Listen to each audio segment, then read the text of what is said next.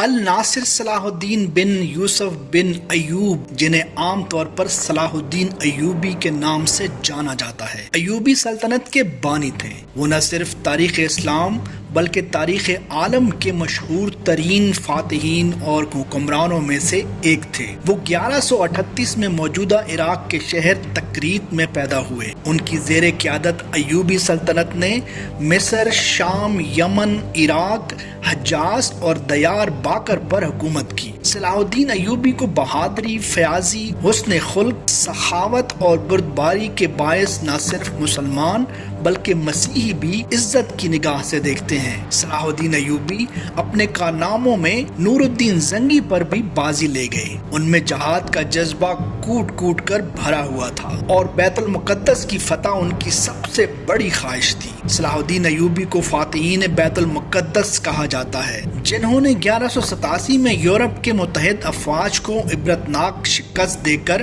بیت المقدس ان سے آزاد کروا لیا تھا۔ صلاح الدین ایوبی 1193 میں دمشق میں انتقال کر گئے۔ انہوں نے اپنی ذاتی دولت کا زیادہ تر حصہ اپنی رعایا کو دے دیا۔ وہ مسجد بنو امیہ سے متصل مقبرے میں مدفون ہیں۔ مسلم ثقافت کے لیے اپنی اہمیت کے ساتھ ساتھ صلاح الدین کو کرد، ترک اور عرب ثقافت میں نمایاں طور پر احترام کیا جاتا ہے۔ انہیں اکثر تاریخ کی سب سے مشہور کرد شخصیت کے طور پر بیان کیا جاتا ہے۔